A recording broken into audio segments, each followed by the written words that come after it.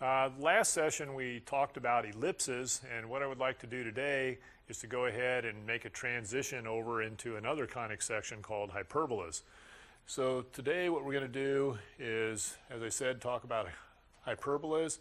I want to start out in the first segment talking about the relation between the equations associated with an ellipse that we went over in the last session, and then how we can transition that equation with a very simple change and turn it into a totally different shape called a hyperbola. And then we'll go into more detail in another segment here on hyperbolas, and then finally we'll play around in the third segment with different features. And I'll probably mix up the different features into these different segments. Keep in mind, just with all the conic sections, there are focus points associated with them, and in plural we call that the foci. There are all occasionally intercepts. There might be x-intercepts or y-intercepts associated with these shapes. And then with asymptotes, there are asymptotes for hyperbolas. And then there's names of different axes in there. There's a conjugate axis. There's also a transverse axis.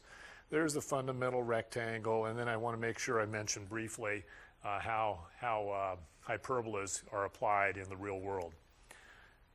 So, in the last session, recording session, we talked about ellipses, and this was an example that we had right here. So if you need to, you can go back and review that from the previous recording.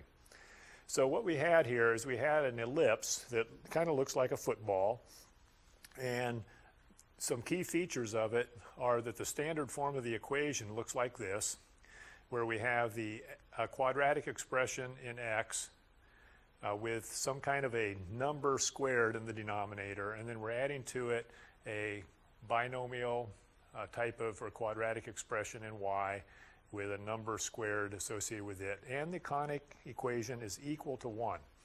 So what we did is this indicates that you have a shape, like I'll just use my hand here, and the distance from the center to the left and right is the number associated underneath the x term here. So 3 to the right and left of the center, and then up and down associated with y is a distance from the center of 1. So we went over all this the other day. This point, this ellipse is shifted 3 to the left, so I'll just locate the center here, -3, 1, 3 to the left and up 1 from the transformations that we've learned earlier in algebra. Then to the left and right of that point are these vertices, the distance 3 to the left and right of the center. So over here at -6, up 1, and then 3 to the right of this point puts it right here on the y-axis at 0, 1. And then above and below, a distance of 1 from the center, so that would make this point -3, up 2, up here at the top, and then down below, down 1, would be -3 and 0. Now, regarding intercepts, this particular one's very simple. There's only one y-intercept and only one x-intercept. Very easy from the geometry here to see those. There is something in here that we call a fundamental rectangle. In other words, the ellipse is just inscribed inside this rectangle. And be aware that the distance across the rectangle, the base here, is a distance 6, and the height of the rectangle is 2, and the product of those would be the area of that rectangle. The area would equal 12. And I believe in the last recording I talked about the fact that when you get into calculus, you'll actually be able to learn how to figure out the exact area of that ellipse. And a nice thing to always do when you're doing those kind of problems is always have a sense of the kind of answer you should obtain. And so by you knowing that the area of the rectangle here is 12, then you better get an answer when you're in calculus for the area of that ellipse that is something less than 12. So just keep that in the back of your mind. Now, how do we transition from an ellipse into this other conic section? If we take and make one simple change to this equation of the ellipse, we can transition this into a totally different shape called a hyperbola. If we would take and replace this term, instead of having the sum of the terms here, make this the difference of the terms by putting a negative in here, we would get this equation. right here. Or if we took and made the x terms, associated terms here, negative, then we could write it this way, where we would write the y terms first and subtract off the x terms. Both of these shapes are going to be hyperbolas. Here's what a hyperbola looks like. If we take that fundamental rectangle, which is absolutely critical for understanding how to draw the shape, and we lay diagonals through there, these become asymptotes.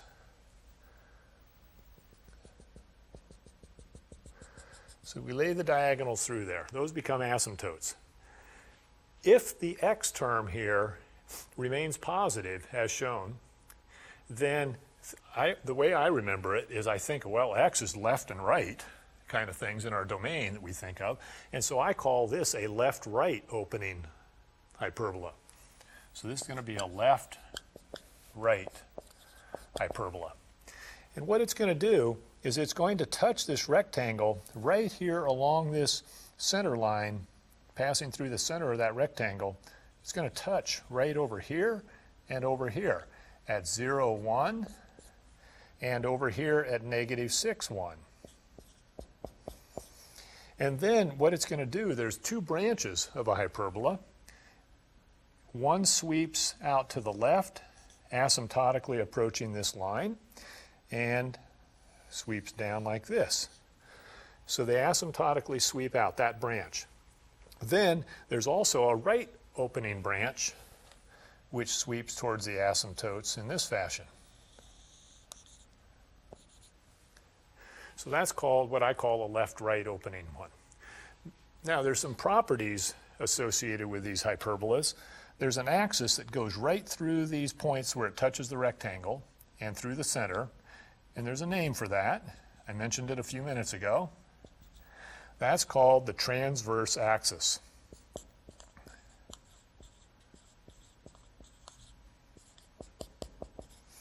The transverse axis.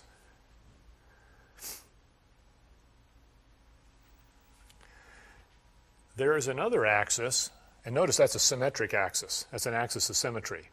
You can see above and below that line, and the equation of that line in this case is y equals 1. So sometimes you might be asked, what's the equation of the transverse axis? In this particular example, it would be y equals 1. There's another axis of symmetry that goes right down through here. And for a hyperbolic shape, that's called the conjugate axis.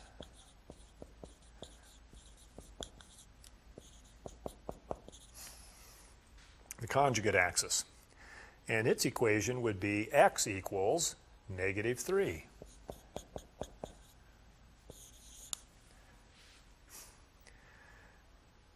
There's a couple other properties on here. The focus points are actually going to lay out here inside each branch on the transverse axis. And I'll do that separately in a couple of minutes.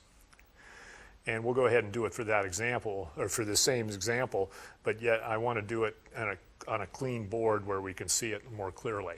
And they're going to lay outside there on that transverse axis. Okay, so that handles this one, some of its details. We'll also notice, and we'll tackle this in a couple of minutes, notice that there's a y-intercept on this relationship. A y-intercept right here, 0, 1. There's also two x-intercepts. Two x-intercepts, and they're going to lay out over here. There's also equations associated with these asymptotes. I think we could go ahead and actually pretty easily get those for this particular problem. Notice that inside the rectangle here, there's a rise off the transverse axis of 1, and from the center over, there's a distance of 3. And so you can see that the slope of this one is 1/3. So this asymptote right here, this asymptote diagonally through there, has a slope of 1/3. So we have y equals mx plus b, 1/3 x plus its y-intercept. And we can see off this drawing that that's easily a value of 2, because the mathematics or the drawing here is so simple. So there's the equation of one of the asymptotes. The other asymptote has the same slope except negative. a negative 1/3. So that asymptote is y equals a negative 1/3 x. And we can see, because this problem is so nice and relatively simple, that its y-intercept is right here at the origin. So there's the equation of that other asymptote. Very straightforward. So, key ingredients: we have a transverse axis, we have a fundamental rectangle, we have a center, we have the asymptotes, we have a conjugate axis, and then there's the focus points that are going to lay out here inside each branch on the transverse axis. Now what about this last equation over here, where the y terms are positive, subtracting off the x terms in the standard form? So notice, distance to the left and right of the center, again 3, and above and below the center, distance 1, associated with the y terms. Same rectangle, same asymptotes,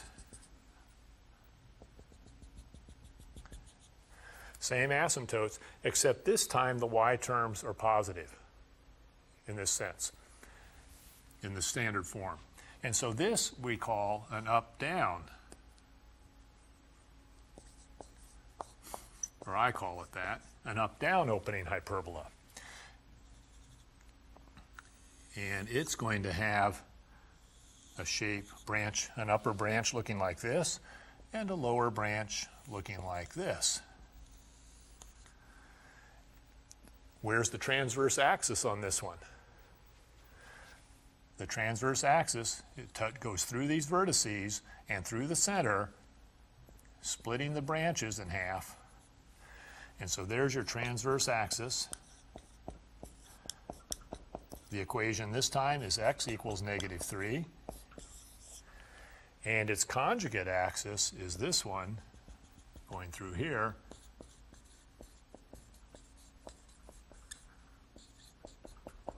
at y equals 1. So there was a reversal in those names of those axes and the equations. The equations stay the same, the names change. This one I spoke of earlier, back I think in the introduction to conic sections, of this is a shadow cast by a cylindrical lampshade with a light bulb in the middle, which cast a cone of light out the top of the shade and out the bottom of the shade, and then the shadow line on the wall, a vertical wall, paralleling those axes of the cones, is an upward branching shadow and a downward branching shadow, which is exactly the shape of a hyperbola. Let's see what else we should say here. Notice this one has two y-intercepts over here and here, and we could figure those out, and then there's only one x-intercept right here. And we'll do that kind of calculation with maybe another problem in a few minutes. Now, let's go ahead and why don't we go ahead and figure out, let's take this one since the drawing is kind of nice, and we could go ahead and lay out the focus locations and figure out how to do that. It's going to be very easy. And let me point out to you once again, I mentioned this earlier, it's going to be, the focus points are going to be up here and down here symmetrical to the center on the transverse axis, but inside each one of the branches. They're going to be symmetric. Now, how do you find those locations? Let's back up for a second to the ellipse. Come back over here.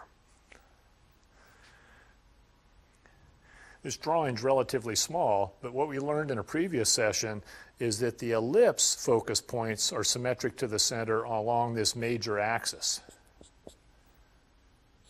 So this is your major axis because that's the longer axis of your shape. And they're symmetric and they're inside the conic section, symmetric to the center.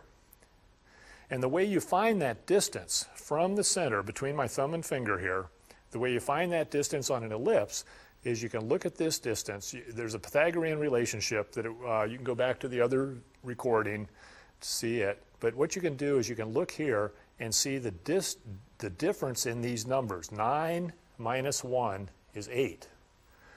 9 minus 1, so you just take these terms and take the difference of them, is 8, and the square root of that is this distance. So that's square root of 8, which happens to be 2 square root of 2 to the right and left.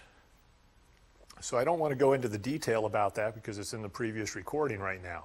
Let's come over to the hyperbola now and see how we can use those same numbers to find the location of the focus points. What you do here is you add these together. 9 and 1 is 10.